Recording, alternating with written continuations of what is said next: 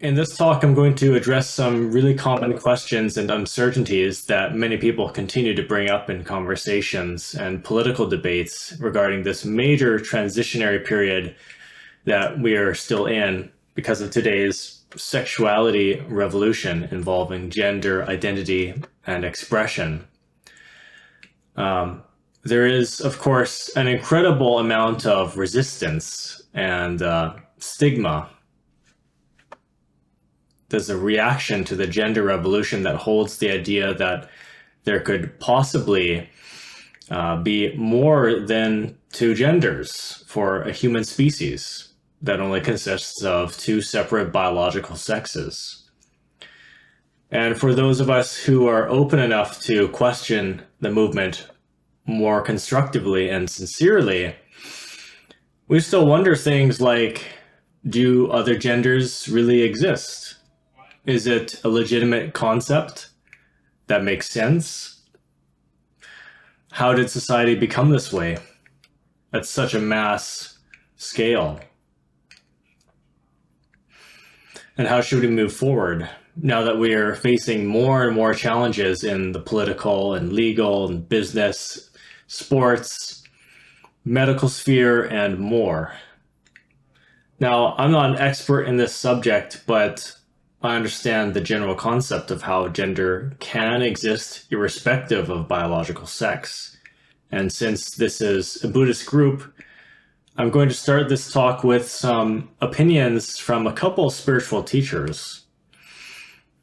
Bashar, the advanced extraterrestrial from whom Daryl Anka channels regularly, whether you believe in this entity or not, this character, perhaps, or this entity, this being, is aside from the matter, because what he says is still true. And Bashar explains that in his major transitional phase that we've been in since, or rather this major transitional phase, since the turn of the New Age in Aquarius, which happened right around officially in 1952, I believe, or 1962, which has been cusping for a few hundred years, we will continue to become more androgynous in many ways. But we won't lose the concept of gender altogether. We will continue to explore what gender, sexuality, and ultimately identity can mean to us to a very expansive degree, until eventually we reach a point where we will no longer feel the need or desire to entertain the concept of individual identity. This is because part of humanity is evolving out of egotism in order to become selfless as we join the emerging sixth root race in the coming few centuries.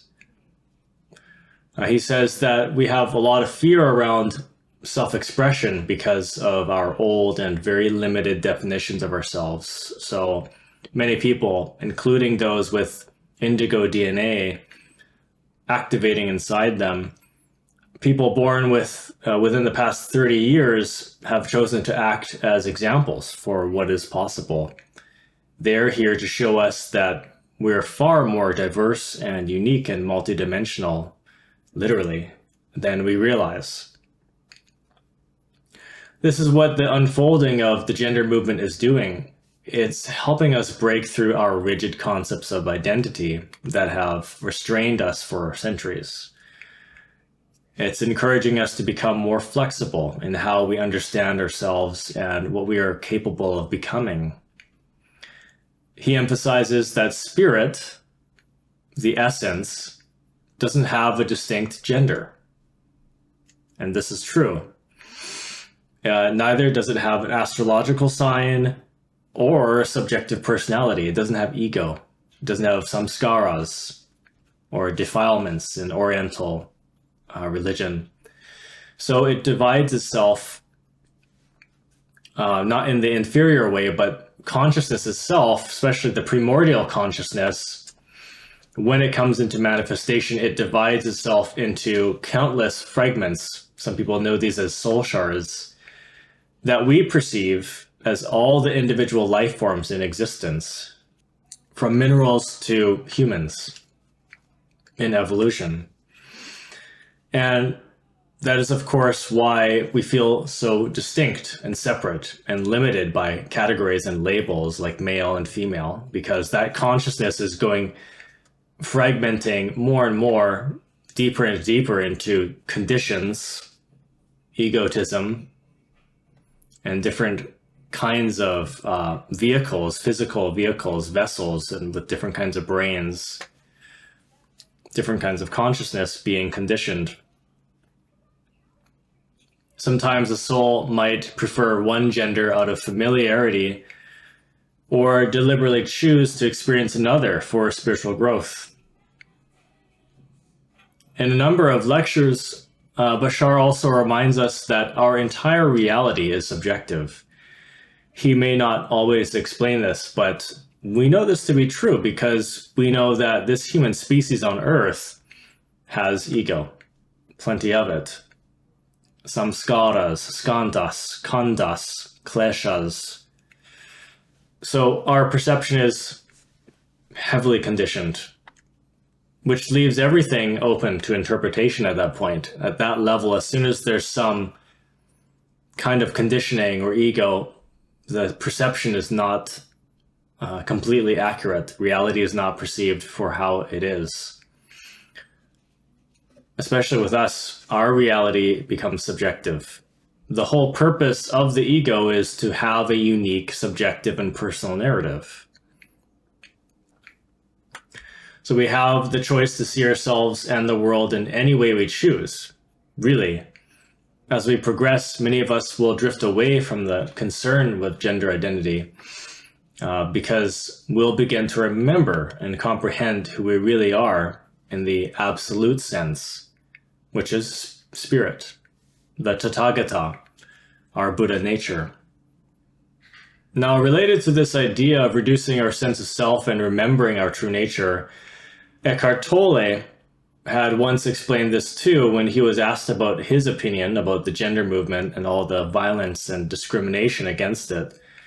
He says that in traditional societies, gender identity is very pronounced. Much of a woman's or man's sense of self comes from being a woman or being a man. In modern Western societies, this identification is, we would say, less intense than in the past. But I definitely think it still exists. It certainly does. You can see this. As collective consciousness evolves, however, people are starting to question this issue more openly. Some people even feel uncertain about what gender they are. This can be confusing, especially for young people, because identity often feels incomplete without clear labels.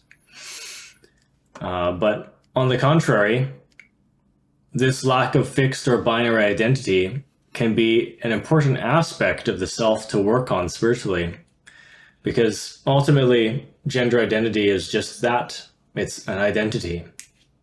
It is just another creation or fantasy from the ego, and the desire and sense of self or personality. When someone can't fully identify with gender, they're in a unique position because they, where they may feel like they can start to disidentify from their personality altogether. If they're lucky, they may even get a glimpse of their true nature, who doesn't even have a form, nor gender, or a conditioned personality altogether. So his point is that in whatever way the ego manifests, we are so quick to succumb to its creating of a personality around something that we don't even realize it sometimes. He sees humanity moving toward a future where masculine and feminine gender identities are less pronounced and more integrated, rather than polarized the way it is now and very rigid. Until then, the task is to help others who are questioning or changing their gender to realize that it doesn't stop there, actually. They can go deeper. Beyond all the labels and LGBT innovations, to find their true identity, their highest version of their self in presence. And this version, I'll add, does not identify with anything. Now, do other genders exist? Is it a legitimate concept? Yes. Multiple and fluid genders is in fact a legitimate concept, in part because a few decades ago, we stopped defining gender as simply being a person's biological sex. So we changed the definition of it. Instead, we began to differentiate these concepts by saying that one is a biological marker and the other is simply the development of personality. Because after all, why do people behave so typically and predictably in society? Because that's our nature. As a social species, our personalities develop out of the major influence of cultural conditioning and the way that we're brought up. So likewise, regardless of what hormones your body is producing, whether it's testosterone or estrogen, you will be encouraged and influenced to act a certain way just because you are male or just because you are female. And from my own experience, anyone who sincerely inquires in meditation can validate the concept of multiple and fluid genders. Your higher self can show you this. In my early spiritual journey, when I first began receiving dream insights, I began to notice that I was often referred to as she. And sometimes I wouldn't even know who they're talking about. Because I'm thinking, she who? Who? Me? Or them? Or her? And at some point, my higher self remarked critically, saying that I was like a girl. And it was this kind of insulting. I thought maybe they were joking. I thought she was joking. Maybe I thought it was a comparison or like just a humorous comparison, but not serious, right? Later on, I realized that my Tathagata, she didn't just say that because I was being petty or fussy, but it was, in fact, she was beginning to reveal a truth about my intrinsic gender. And as I continued to study astrology and familiarize myself with it more, because keep in mind, the consciousness is trapped in ego. The ego is formed in samskaras, which is a bunch of things, right? Sensations and forms, and those are formed into these templates of the four elements. And the four elements are the astrology, the 12 zodiac signs. So that's the subjective personality that you are. And it's all mixed together because nature doesn't create hard and fast lines. Nature develops in a spectrum. So what I continued to notice more was instances of my higher self referring to me as her and she. And then it finally dawned on me that my astrology is mostly feminine, like the personality aspects, the sun and the moon sign, is like 70, sun, moon, and rising. If you put it all together, it's like 70% feminine, something like that. Or 75 or 65, it's quite a lot. So why they called me Shield that time, this made perfect sense. My astrological gender, the intrinsic psychological characteristics that my conditioned consciousness has, that I'm carrying irrespective of social conditioning, because you're born with astrology and certain samskaras, certain collection of them, a certain organization of them. So for mine, it was predominantly feminine. This is another reason why it's possible to have a gender that is different than your biological sex. and everything is mixed together, right? Nature doesn't create in a digital form where things are 1 and things are 0. Everything's a mixture. So am I intrinsically male or female? Well, it's actually about 70% one way and 30% the other way.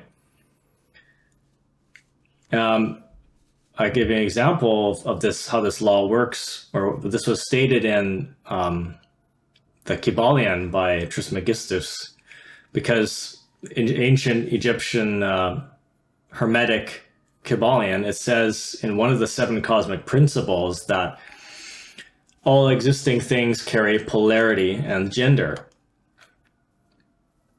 That's, of course, in everything, including the 12 templates, the 12 astrological archetypes. Now, why have we been seeing this massive growth and popularity in the gender diverse culture over the past few decades? Well, the gender movement that we're seeing now really began with the sexual revolution that exploded at the turn of the new Aquarian age in the 1950s. That baby boomer shift brought in a completely different collective energy, totally radical from the Piscean age. Because if anyone's familiar with the Piscean age, we know the things that happened to it. If I say the word medieval, everyone knows what that means. Think of how things were in the medieval times, right? You could get persecuted or killed just for teaching the wrong religion or teaching in the wrong way. Revealing esotericism, any occult information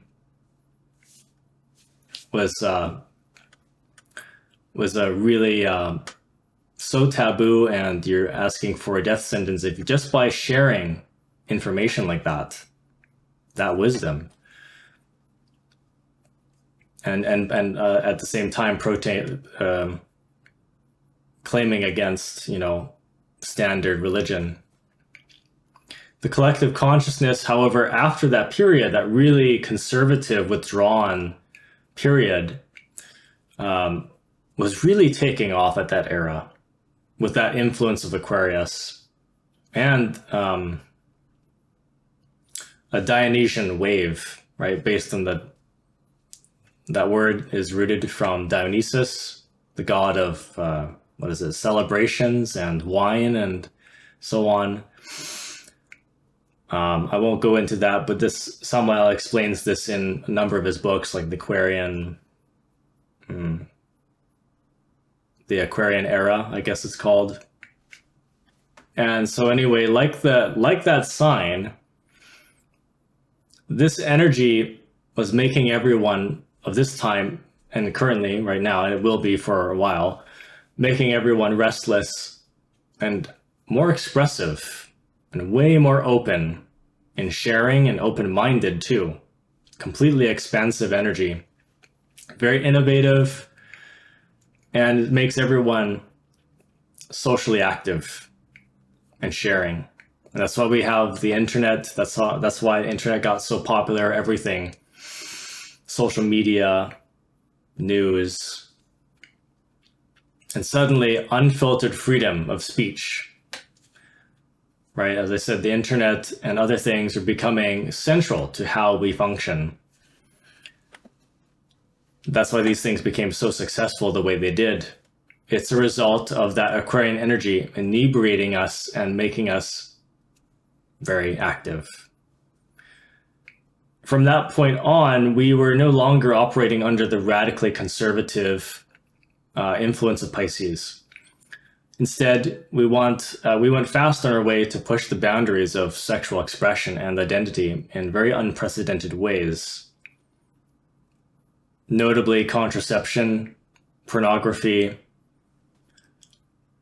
and that boomer age. So yes, multiple genders is a real thing. But how should we progress in these challenging and controversial times? Well, as of right now, the gender movement is a war for the freedom of self-expression and identity. People are fighting to protect their newfound sense of self. But even though this is a sign that we are indeed expanding into a more diverse culture and evolving out of our very narrow worldviews, the major obstacle that is evident and standing in the way is the ego. And this goes for everyone, both parties. There's a lot of pride, a lot of anger, and a lot of attachment. An issue that concerns our self-image only carries the potential to develop the ego. So my idea moving forward is to accept the new identities that are coming our way. They are real, most of them, or I could say many of them, and work with that in a healthy way. We could update all of our systems so that they're gender neutral by default. Doing this will help remove unnecessary obstacles and, more importantly, encourage us to reduce our sense of self. Our laws have long divided people into male and female categories for everything from bathrooms to ID documents. Moving toward gender neutral policies like unisex facilities, IDs that allow non-binary options, or legal language that simply says person, helps people navigate life without feeling excluded or forced into categories. It also reduces conflict. And when the system itself doesn't overemphasize gender, there's less fuel for the culture wars. Medical care, however, does need to account for biological differences, but that's different. By now, we should all know that gender and sex are two different things. And our default assumptions don't have to be gendered. So intake forms, patient communication, and even research language can focus on relevant biology, hormones, organs, rather than rigid gender labels. They have to use male or female, he and she sometimes for certain things. But when it comes to referring to the person, they works just fine. This makes medical care more precise and inclusive, and helps patients focus on healing rather than themselves and their identity protection. And what about sports? That's tricky because physical difference make all the difference. But again, we can rethink the structure. Options include skill-based or weight-based categories like combat sports, or creating open divisions where anyone can compete. As technology advances, including hormone monitoring and nuanced physiological metrics, we can keep competition fair without clinging to old binaries. Workplaces thrive when they're inclusive and streamlined. Gender-neutral uniforms, restrooms, and HR policies could cut down the friction. More importantly, they shift focus from who am I in terms of gender to why am I here? What am I here to contribute? In a professional environment, this supports collaboration and reduces self-obsession. People are valued for their skill and character rather than their gender expression.